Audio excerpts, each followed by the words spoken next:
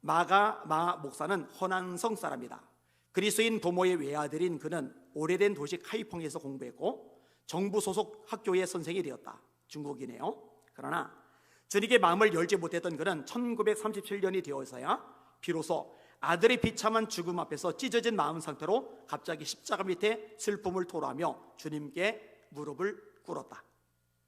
그 후 마가마 목사는 세상 일을 버리고 감리교 자유성경학교에 들어가 훈련을 받았다. 제임스 테일러 부부가 산시성을 떠날 때 마가마 목사는 아내와 아이들을 데리고 그들을 따랐다. 그는 서북성경학교의 창립 멤버가 되었다. 1942년 초에 마가마 목사는 주님과 함께 깊은 대화를 나눴으며 이 사건은 그의 인생을 영원히 바꿔놓는 계기가 되었고 아직도 복음이 들어가지 않은 광활한 이슬람 국가를 향한 복음의 개척자가 되어야 한다는 동기를 발견했다. 그리고 그로부터 몇 달 후 그에게 다음과 같은 일이 일어났다. 이제 다음에 인용하는 것은 이 마가마 목사님의 고백글입니다. 1924년 11월 25일 저녁 기도하던 중 주님이 나에게 말씀하셨다. 신장으로 가는 길은 이미 열렸다. 너는 가서 복음을 전하라. 이 음성이 나에게 들렸을 때 나는 두렵고 떨렸다. 순종하고 싶은 마음이 조금도 없었다. 왜? 자아 때문에. 과거의 신장을 위해 기도해 본 일이 한 번도 없었기 때문이다. 더구나 그것은 가고 싶은 마음이 조금도 없는 지역이었기 때문이다. 그래서 나는 이 문제에 대하여 아내에게 아무런 언급을 하지 않았으며 단지 기도만 하였다.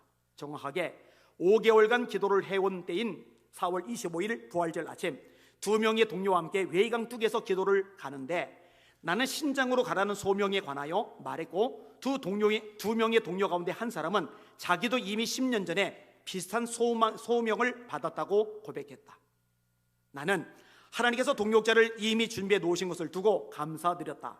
그리고 나서 학교로 돌아왔는데 바로 그날 부활절 주일 새벽 예배 때 8명의 학생이 신장을 향한 선교의 부담을 갖게 된 것을 알았다. 그러자 주님이 말씀하셨다. 오순절 역사 이후로 복음의 통로는 대부분 서쪽 방향으로 퍼져나갔다. 예루살렘에서 안디옥, 그리고 유럽 전역으로, 그리고 다시 유럽에서 미국, 그리고 동양으로, 중국 동남 지역으로, 북서쪽으로 퍼져나갔다. 그러나 오늘날까지 서쪽의 간수성에서부터는 견고하게 세워진 교회가 없었다. 너는 간수성에서 서쪽으로 계속 가서 예루살렘까지 복음을 전하여라. 그런 그 가정 속에 이슬람 국가들을 만나게 되는 거예요. 그리하여 복음의 빛이 어두운 이 땅을 한 바퀴 완전히 돌게 하라. 나는 오 주님, 우리가 누구에게 이 엄청난 사명을 감당할 수 있단 말입니까? 라고 물었다. 주님이 대답하셨다. 나는 연약한 자를 통하여 나의 능력을 드러내기를 원하노라. 나는 그것은 이슬람이 지배 아래 있는 지역이고 이슬람 신도들은 전도하기에 가장 어려운 사람들입니다 라고 말했다. 그러자 주님이 말씀하셨다. 가장 반역한 사람들은 이스라엘 사람들이 아니고 이스라엘 사람들이고 가장 힘들게 추수해야 할 곳은 바로 나의 백성인 이스라엘이다. 주님은 계속해서 말씀하셨다. 너를 포함한 중국인들도 너무나 완악했지만 결국 복음으로 정복되지 않았느냐. 나는 물었다. 오 주님, 만일 그들의 마음이 그렇게 완악하지 않다면 왜 유럽과 미국에서 온 선교사들이 중국에 그렇게 많은 교회를 세우고도 서부 아시아로의 문을 아직도 열지 못하고 있는 것입니까? 다시 말해, 왜 이슬람 지역에는 많은 선교사를 파송하지 않은 겁니까? 대한민국에도 보냈잖아요. 중국에도 보냈잖아요. 주님은 이렇게 대답하셨다. 그것은 그들의 마음이 특별히 완악해서가 아니라 중국 교회가 받을 유업을 위해 남겨둔 것이다. 만일 그렇지 않다면 내가 다시 돌아올 때 너희가 얼마나 가난한 자들로 서 있겠느냐. 다시 말해, 이 유럽의 교회들이, 미국의 교회들이 이 중앙아시아 지역 이슬람권까지 전부 다 복음을 전해버리고 예루살렘까지 가버린다면 이 사람은 중국인이에요. 마가마 목사님. 이 중국인 목사님이기 때문에 중국인들에 대해서 말씀하는 거예요. 그럼 중국인들에게 영적인 부유함은 없지 않겠느냐. 이거는 우리 입장에서 우리도 마찬가지예요.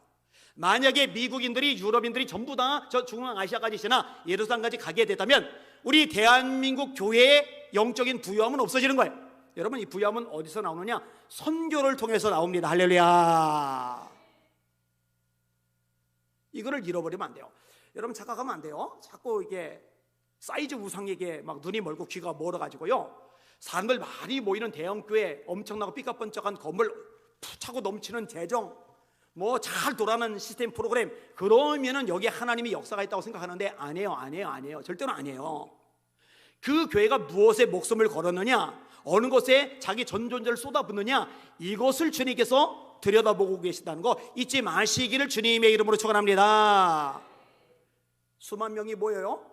그런데 이 교회가 전도에 관심이 없어요. 선교에 관심이 없어요. 영혼 구원에 관심이 없어요. 가슴이 불붙지가 않았어요. 그냥 자기들끼리 모여서 교제하고 신나고 재미있고 우리 교회 짱 이러고 그 영적으로 가난한 교회예요. 라오디가 교회처럼 되는 거예요.